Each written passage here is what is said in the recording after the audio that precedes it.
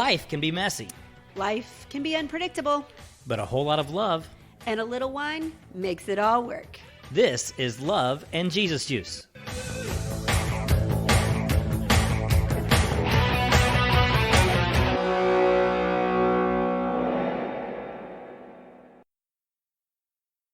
Hey, Paula. Hey, Kirby. What are we drinking on this beautiful evening? It is a beautiful evening. It is a beautiful evening. It's springtime in Yeah. Indiana. Yeah, it is. And The I birds think are it's. chirping. The corn is growing. I don't think the chord's been planted yet. Has Some it? of it has. Really? Yeah. Oh, okay. Yeah. Okay. All right. We'll go with it. The Kinker. I don't know about the name. Last week we had the Thinker. This week we have the Kinker. Yeah. Cabernet Sauvignon, 2017, Paso Robles, California. And it's Four Vines Vineyard. Yeah. So here's what I love about this. We live in this little town, which I absolutely love, could not love more. When we moved out here, people said, why are you moving from this suburb of Indianapolis to this little tiny town? Well, we were really clear about that. We knew exactly why we were moving, and we love it.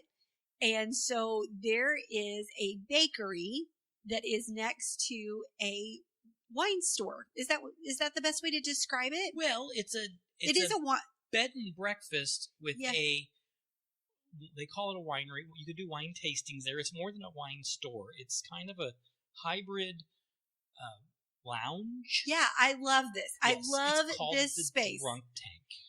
And so we've done a wine that they actually bottled Yes. already, which I absolutely love. Yes. And If you're fans of our show, we've been to the Drunk Tank Before. before. Yes, exactly. And so what they decided to do was do a wine. What do they call it? It was a drive-through happy hour. Drive-through happy hour. So Yes. creative. Yes. During the quarantine. I just thought this was because so they've fun. been closed for over a month, as have a lot of people. Yeah. Because So- they don't have.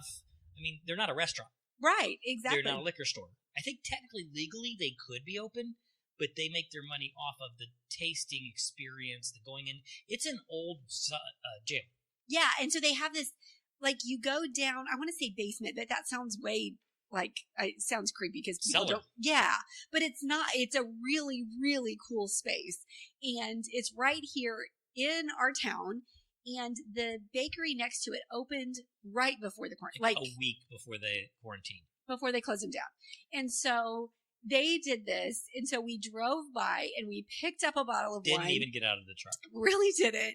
And then we drove over to the bakery. They had their doors open just to obviously pick up and walk out. Because technically they're a restaurant, so Yeah. they can have people come in and pick up, but they can't have anybody staying. And so what we'd had from the bakery before was carrot cake, which is amazing. And it's called Shannon's Sugar Shack. Sugar Rush. Sugar Rush. Okay. I would want to say Sugar Shack too. I do too. Yeah. Okay. Sugar Rush. Shannon's Sugar Rush. So the carrot cake is phenomenal. They have Awesome. ice cream. They have all sorts of things. You can find her on Facebook. I bet she'd ship. I bet she would. They have chocolate cupcakes that we got today. And I took a bite because Kirby was like, well, we aren't going to do that on the podcast. And I thought, but it looked really good. It's like this fudge icing. If I take a bite of a cupcake, I'm going to have icing on my forehead because I do not eat cupcakes well. It's like spaghetti. Yes. I am a 4-year-old when it comes to cupcakes and Yeah. spaghetti. So there will be a problem. So her chocolate cupcakes are amazing. And she is taking orders, which is so cool. And so we went to the Drunk Tank and got a bottle of wine, which was this bottle of wine. And so let's try it because that's the whole point of all of this. Absolutely never had a Four Vines Cabernet Kinker wine. Okay. Cheers. You had promised good. Me play-by-play. That's really good. No, that's a good wine. Yeah, for sure. How much did we pay for that wine? What did you say? You signed the ticket. Oh, I paid for it. $21. $21. We tipped them because they delivered to the curb. Which we just love our little town. It's just a very simple Cabernet. There's not a lot of heavy flavoring to it. No, I think it's absolutely perfect, especially for people that if you're like, I want to kind of tiptoe into dry wines. Cabernet, we always talk about, is the perfect place to do that. Yeah, Cabernet's a good starter dry. And this is a really, really good one, and it's a great way to tiptoe in. Yeah, and Kroger didn't have to sponsor us this week. No. So officially, once again, we are granting gratis sponsorship to the Drunk Tank. one people who will supply us with our wine even if we have to buy it from them. The Drunk Tank Winery in Rockville, Indiana. Congratulations to all our friends down there. And when we are free again, we will come on down. Come on down, and you should come to Rockville, spend some time in the Drunk Tank in a sleeping room. You get to sleep in a jail. Which is cell, in an old jail cell. You get if you want to, you can do that. And we are this little itty tiny town. It's a very biker town. So if you're a motorcycle person, drive all the way across country. You can eat at the saloon. You can literally eat the saloon. You can go to the Drunk Tank. You can have some fun. And our little slice of heaven, which is Park County. But don't move here because we have a 17,000 person limit. When we moved out here, we don't want a whole lot of other people. But if you come out here, you're going to want to move here. Yeah, you will. Yeah, it's just a fact. The good news is because we have so few, we could double and still be fine. That's true. That's true. There's a lot of space. Okay, so in lieu of a professional sponsor, we're going to move on to our actual topic today. Okay, what are we talking about? Well, I wanted to read a book. So I went to my library and I picked out a book. Because he has a library. I have a library. I love my library. If you've not heard the story of the library, I feel like we need to initiate that piece of the story because that kind of is part of I went to my library. Yeah, well, that's because most people don't say that. No, most people don't say that, and I always wanted to be able to say that, but I would never add that to the building of the house. I would never pay extra for a house that had a library. But when we found library, that's what I'm saying. Like library. Saying library. No, I feel like you're saying library. No, you say library. Okay. I say library. All right, go ahead. Our daughter says library. She does. Yes, library. And we came out and found this house when we were looking for houses, and it just happened to have one. Full built-in bookshelf. Right as you walked in, the front door is the only thing missing is the kind of the ladder on slides for the top shelves. Yeah, for sure. So it's not 2-story or anything like that, but it's kind of cool because I've never met a book I didn't want to keep. Even if I don't like it, I need to keep it. So we're not going to be those Kindle people. No, I don't like Kindles. I don't. I really don't. I tried. I've tried to read online the whole 9 yards. I like to hold the book in my hand. Anyhow, that was one wild rabbit we just chased. So I tried to keep a nonfiction leadership style book going at the same time I had my other books going.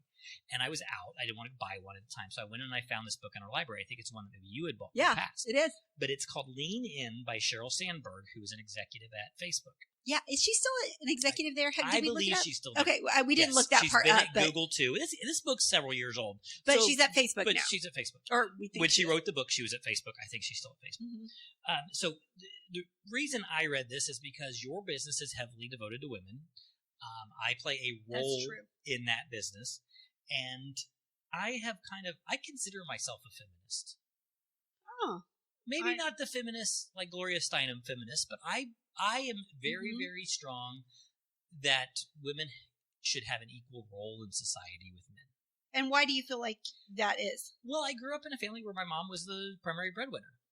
Yeah. And my dad was the original Mr. Mom. I mean, he was the one that did the field trips and the PTA and all of that Way before that was what men did. Yes. Can we agree that was way before that was he the only guy when you were growing up? Only guy. It was everybody wanted to be in my group on the field trips because there was a dad, and so that was the cool thing at the time, right? Yeah. So anyhow, while reading this book, and I have 2 daughters. That's the other part of it. I have 2 daughters. Yeah, that makes a difference. I want to have a feel for that. In reading this book, there is a chapter in this book called "Make Your Partner a Real Partner," and the basically, it's that he should be as invested in your career as you are invested in his career. Okay. Is it career or family? Yes. Both. Good question, because that's where I was going to go. It kind of devolves from that opening statement to this idea of what are the gender roles in your family? What are the traditional ones? How should we be evaluating that? How do we talk about that whole 9 yards? So all that is a very long introduction to say, I want to talk about gender roles. Oh, that's a heavy topic. It's a heavy topic, and it's one we've kind of avoided. And it's always dangerous for a guy to talk gender roles. I think it's just dangerous. Yeah. I don't know. I mean, maybe so for more for men, but because in our relationship, we have some very traditional gender roles. For sure. Absolutely, we do. Now, they've broken down in different areas, but I take the trash out. Yep. That was never a conversation. Yep. We moved into our first apartment. It was dark.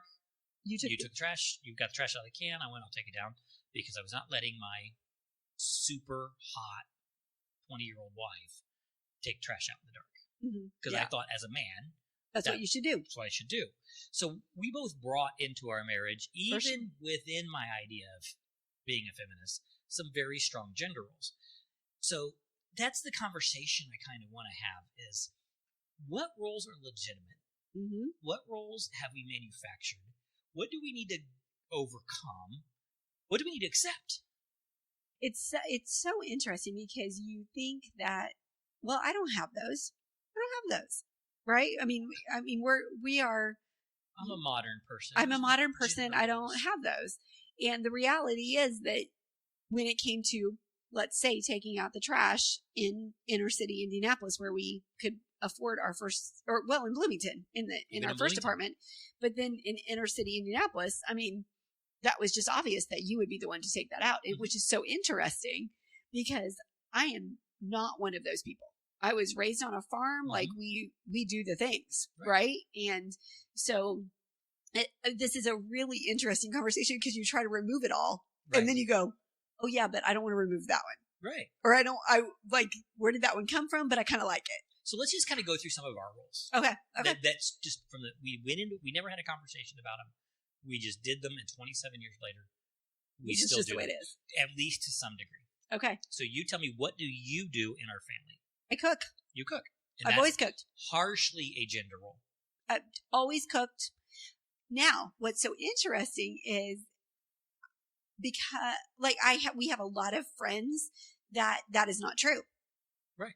And so in our family, that probably could be considered a gender role, but it's because I like to do it and I'm good at it and you're not, and you don't like to do it. That's harsh. When my ankle was hurt a couple weeks ago, walking you through that was challenging. Okay. I don't have a natural aptitude. But you don't like to do it. I wouldn't go hungry. No, I don't. But you don't like to do it. I don't so like you would survive. I would survive, but I would survive on frozen pizza and pizza rolls. Because you'd figure it out. And peanut butter and jelly. You're a figure it out person. Yeah. But you wouldn't enjoy it. Yeah. I make great breakfast. Yeah, absolutely. You do. I don't like breakfast, but I'm good at cooking breakfast. But if we want eggs, you're a man. Yep. Yeah. When I had to do it with the kids, it was breakfast for dinner. Yeah, absolutely. I could do pancakes and eggs. Absolutely. Okay. But I'm generally the one that has led the grocery shopping, led the what are we going to have, even if I wasn't doing it. I was traditionally menu planning. That was generally my role. Yeah. And I was outdoors. Yeah. Mow the yard, take the trash out, weed whack, make sure the mailbox was upright. Any of the handy stuff was. Now you get, since we moved out here and we have a riding mower, you enjoy that part. You do mow now. And I love to mow in Plainfield. It was just a longer process. Right. And so I didn't necessarily do it. Like when we had a much smaller yard. Yeah. Yeah, I get that back. You have always mowed. Even when we had a push mower, No, I like to mow. Not as much as you do now. No, but that was something I liked to do. But I was not one that fixed the fence. I was not one that weed whacked. I was not one that did, those things. And the trash is probably the clearest. Like mine is cooking, yours is taking out trash. Never had a conversation about that. You've always done that. Yeah. And not that I've never done it. I shouldn't say you always do it. Just like I don't always cook, but traditionally 99% of the time you take the trash out and I cook. I think where it really came to play, the two main gender things that we brought into the marriage was your perception of being a mom. For sure. As your primary role. And me taking care of the money. Yeah. Isn't that interesting? And you know what we didn't do, and this would be interesting because of my business, because we have very strong women we work with who have very strong men, because let's be really clear, if there is a strong woman in a marriage, it takes just as strong and confident of a man to be in that marriage. Oh, yeah. Hands down, I will give our men, my best friends that are strong women in our businesses, I will give their men the biggest kudos because we're a lot. We are a lot. It's not so much that you're a lot. It's that when both members of a relationship have a willingness to express the strength of their opinion, it feels like there's a lot more conflict than there actually is. Well, and the reality is, if somebody heard us, they might think there was way more conflict than there is. Truly. Yeah. And I've thought that often. Like, if somebody heard us, and we're just having a discussion because we both have strong opinions. Yeah. And it's okay to recognize we've kind of developed this relationship where we both think out loud. Yeah. And so realizing that the thinking is happening, not the decision making. And that's the hardest part of that. So yes, when a woman starts to grow outside of the barefoot and pregnant in the kitchen view of the world that we used to have, into this, I'm a executive, I'm a member of society, I have my own job, I have my own value, I am as equal as you are, then the man has got to go, okay, there's only so much air in the room, and if she's going to start taking up more of the air, I have to back down my air. And it's not about me. And so that's the evolution that we're talking about. We spend a lot of time, and this book really talks about how women need to step up and take their place.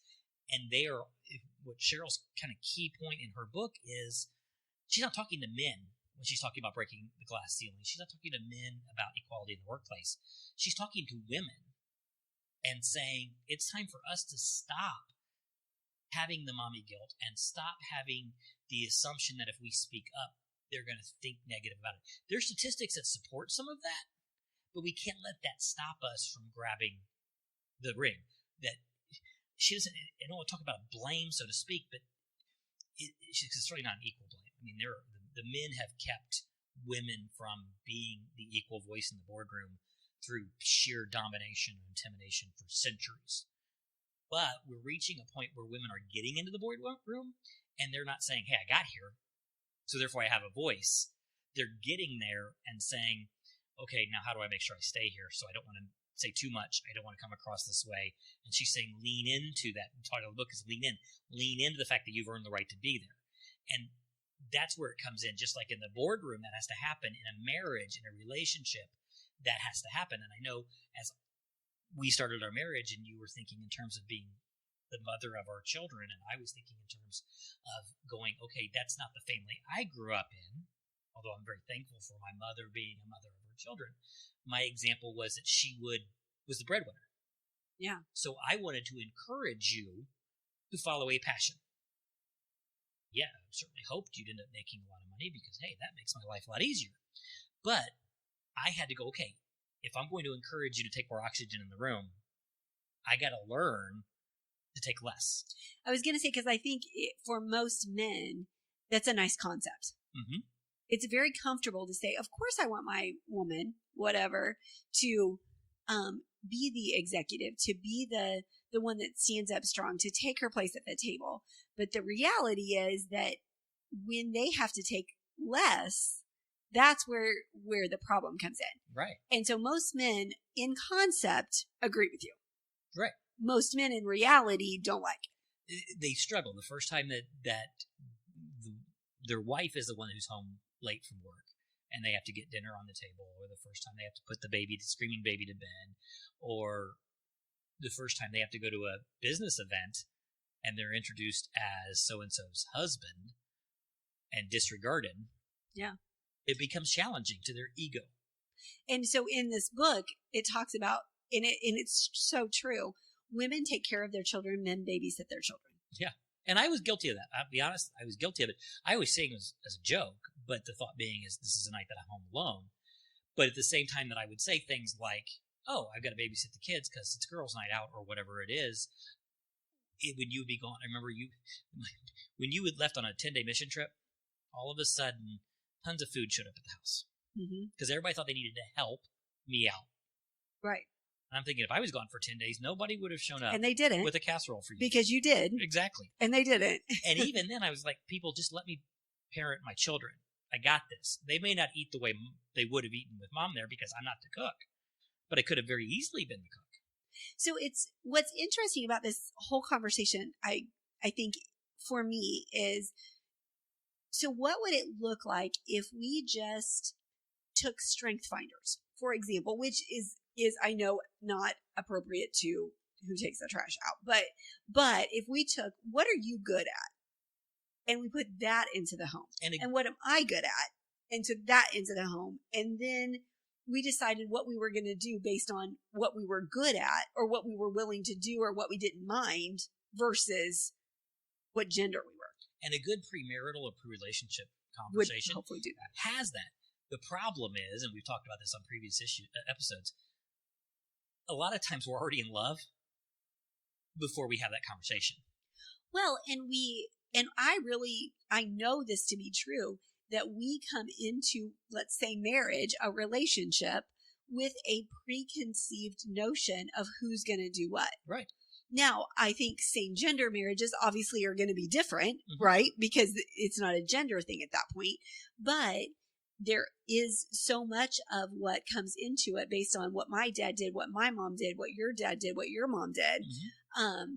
And so I think that I think that just creates that without even, like you said, ever having the conversation. Right. Right.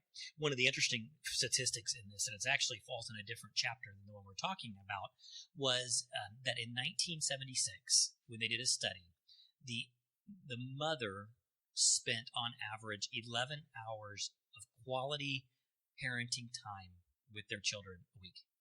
Okay. So it's 11 hours in a week. Hours. I would like to know what they were determining as quality parenting time, but okay, let's go with that. I think it's in here, actually. I should have my glasses on. Yeah, you want mine? Yours are right there. Yours are right there. I have my glasses. Yeah, you have your glasses. Because we're old and we now have reading glasses. We can't just come up with these Primary childcare, defined as routine caregiving and activities that foster a child's well-being, such as reading and fully focused play. So this is not just like making a meal or getting them ready for bed. This is other beyond that. Yeah, this would be the Pinterest activity, Pinterest mom activities. Before there was Pinterest mom, because it was 1975. Okay, I'm eating icing off of the cupcakes. Okay. And so they did, it was 11 hours then. Now, in today's world, the non-stay-at-home mom, that was a stay-at-home mom spending 11 hours. That's interesting. Yes, stay-at-home moms in 1975 spent 11 hours. Today's stay-at-home moms spend about 17 hours. And today's, no, excuse me, take that back. Sorry. The employed mother now spends the 11 hours. The stay-at-home mom spends 17. And in 1975, they would have been mostly stay-at-home moms? They would have mostly been stay-at-home moms. Almost. So the way I read this was, in 75, almost all mothers spent 11 hours of primary child care time with their kids a week. Today, the at-work moms who have a 40 to 50-hour a week job. Yeah, because that's reality. Honest, who really works 40 hours? If they're in a professional business, spends 11 hours, and the stay-at-home moms are up to 17. So on top of what we're assuming is probably a 40-hour, let's say 30 hours. Let's just back it down and say it's not a full-time job. It's two part-time jobs, whichever or whatever. Yeah. Okay, so they're still spending 11 hours. They're still spending 11 hours in the primary. That's again in the primary caregiver role, not making dinner.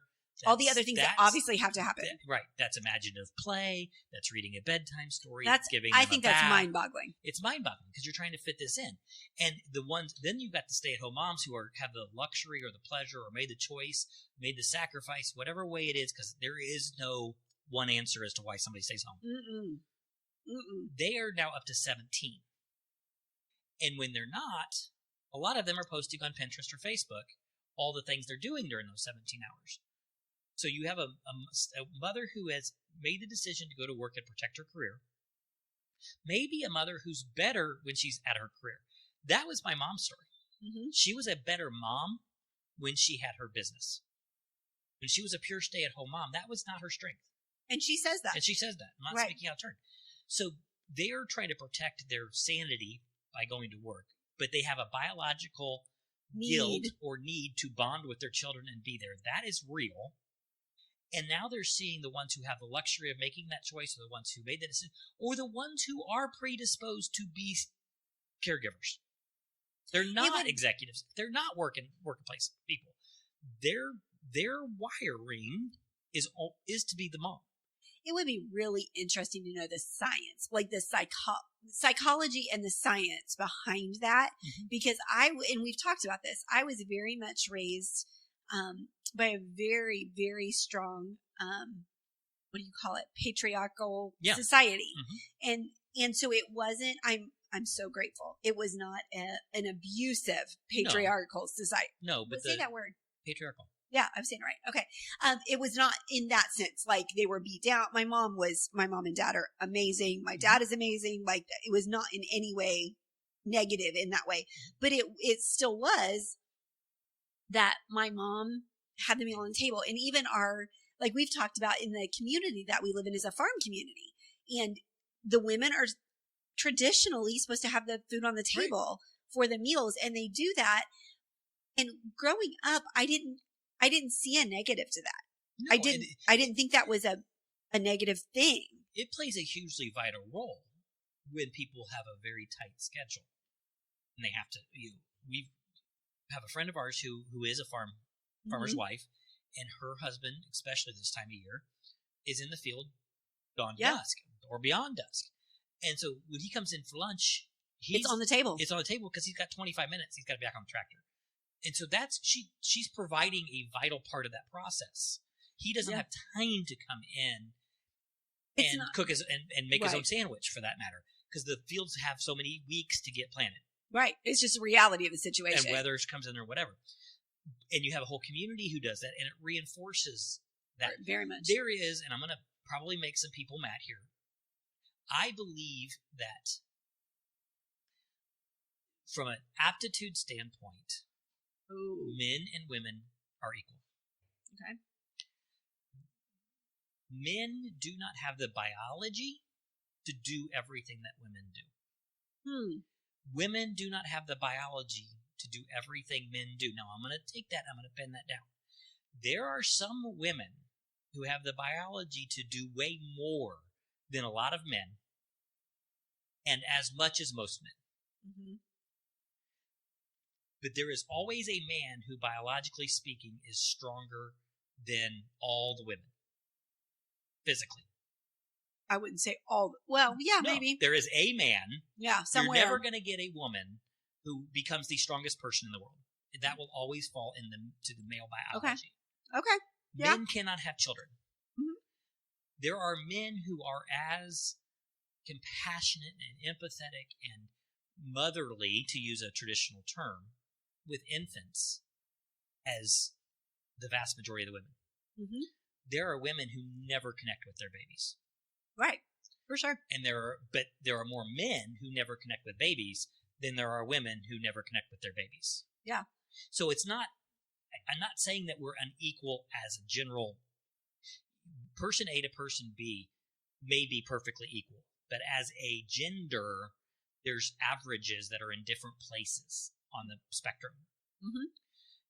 So traditionally, the harder work fell to the men. The more intensive muscular labor work fell to the men, and the more caretaking work fell to the women. Therefore, I don't think we should question women who that's the role they want to fall in, and they want to play there. I think we should honor that if that's the decision they make. We should celebrate women who have the capabilities and the desire to play in more traditional male roles and say, hey, that's great as well. But pure, straight up, apple to apple equality makes two assumptions. It makes assumptions that people who choose the opposite are wrong, mm-hmm. and it makes assumption that it's actually possible for you to pull a girl out of the box and a boy out of the box, and they could do exactly the same thing through their life if we made everything equal. And I think the bottom line is I had a conversation with somebody is on my team, and I said, okay, if you remove everything that you know about me, that you know about how I normally do something, and you just went literally with your strengths. Mm-hmm. Like I said, you're in charge of this. I give you no instruction because she's a great, strong leader. Like if I just said, go do this, and these are the important pieces. Like these have to happen. Mm-hmm. But beyond this, how you do it is totally up to you. Mm-hmm. What would you do?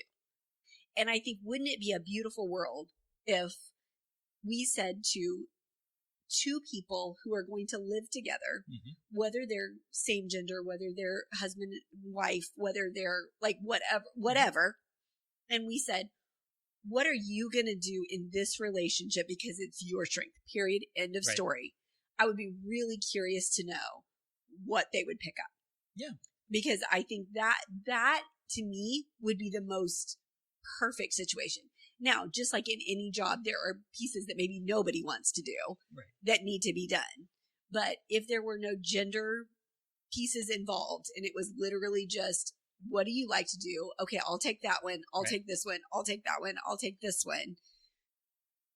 I think there would be less frustrations Mm-hmm. because it would totally be based on strengths and aptitude versus gender roles. Right. And I remember early in our relationship conversation that we had, because again, I had to come at it from understanding your family's background, because it wasn't the family I grew up in. Even in the 80s, there were significant gender roles in my family. But I mean, my mom made the cookies, my dad grilled in the grill, right? And that's still the relationship that we have. But I did not understand how patriarchal your family was. So my conversation always was with you is, if your calling is to be a stay-at-home mom, I'm 100% supportive of that. And I did believe that, especially because of the income level that we had, there was not an advantage for us to have you work just to pay daycare. Right. Because that's what it would have been in our story. Mm-hmm. Right.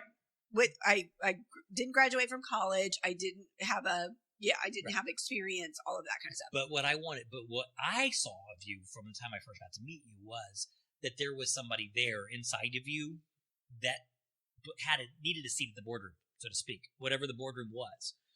It could be a church boardroom, it could be a PTA boardroom, it could be a not-for-profit boardroom, it could be a business boardroom. You had something beyond a lifelong caregiver role. And we should honor, and I don't want to take the honor away from that, but it was not really what you were wired to do. I think the difference is it wasn't beyond it. It was not where my gifts lie. Right, there you go. Yes. So there's a difference between it. There's not a beyond, because that's just as important and just as effective, because we need those people. That's not where my gifts were. You were socialized to it, not wired to it. Maybe that's the way I should say it. So my gifts. So I really believe that there are people created, praise Jesus, to work in nursing homes and to take care of people and to be stay-at-home moms and to work in daycares and kindergarten. Oh, God bless kindergarten teachers or teachers, period. But that was not, so while all of that is important, it's not that I'm in any way better than that or above that or anything, but I'm not wired to be that person. Yeah, and I think that's the lean in of this article is, who are you? Lean into that. Period. Yeah. Lean into that. So, and as society, we need to celebrate people who lean into themselves. Yeah, one of our favorite shows is a military show where there are strong women, really strong women. And we love it because they're leaning into that. They're not apologizing for it. They're not saying, oh, I probably should X, Y, and Z, whatever that is. And so I think that's, to me, it's not about what I'm, what is not for me. It's what is for me, because it's what is for you. Right. What is in our wiring. It is how God made us. And I believe if we will lean into how God made us, we'll all be better for it, because he created us to take up a space in the world. And the evolution of that is that once you adapt and realize there is a division of duties in a family, however, it's just the reality of the situation. That you can both work to take the weight off of the other one inside their duties by stepping up and helping. I am not the cook in the family. You are the cook. You love to cook. I do. I have learned to embrace being your sous chef. Yeah, which I love. The vegetables, and I do all of the support stuff. Or let's be clear, there are some nights I say, just sit at the bar and talk to me. Right. Because I enjoy it. I'm doing good. I don't need your help, but I just want you to be there in conversation. And there are times, those listeners in New York and other places may not get this. We have a 700-foot driveway. There are trash nights where I say, I got 2 cans, honey, just come pull one for me. Or there's 1 can, just walk down to the end of the driveway with me. Yeah. So that's the next part of it. Not only should you lean into your role, lean into being a supporter of the other person's role. Yeah, absolutely. Learn enough, because someday that other person may not be there. Someday that other coworker who takes half the job, but you divided the duties, may not show up for work. So if you've been a supporter of them during that time, then you can survive, but also it builds the relationship. Yeah. Yeah, absolutely. And with my dad just losing my mom, it's been a really interesting dynamic because they had a very, very, very traditional roles. Yes. And they were very good with that. So they got better at understanding other people didn't have those roles, but they maintained theirs. They did. And growing up, my mom did the house stuff and my dad did all the other stuff, like the house. He learned to help with the dishes. That was a big deal. He did. And he was the dishwasher. I mean, he is. I mean, now he's living alone, obviously, because my mom passed away and he's doing all of that. But he would love to be in the kitchen with my mom while she cooked and he would wash all the dishes. So I think when we embrace the strengths of each other, we also embrace where we can be their wing person. Yeah. Right. And I think that's if in an ideal world, that would be the most beautiful place to be. Yeah, absolutely. Okay, well, I think that brings us to an end of a strange topic that probably could go on forever and ever and ever. Maybe offended all of you. So we'd love to hear some feedback from you. So jump onto our Instagram or our Facebook at Love and Jesus Juice and give us some feedback. Like what, agree with us, hate us, don't agree with us. I mean, like whatever. We'd love to have some feedback from you. Best compliment you can probably give us is to disagree with us. Well, yeah. Because at least you're listening. And tell us, well, and I just think getting other perspectives on this is really, because I can honestly say from our family, we had really, our parents are still, my mom passed away, but I mean, our parents were still married. Mm-hmm. And so while not perfect, of course, they had healthy marriages and healthy lives. And we have what I would consider a mostly healthy marriage, just like everybody else. But I understand that that's not the same for everybody. So I'd love to hear some feedback from you. Great. So go out there and figure out your roles. Yeah. Lean into your role, but support each other along the way. And that wraps us for this week. So find us on the web at loveandjesusjuice.com. And find us on Facebook and Instagram at Love and Jesus Juice. Have a great week.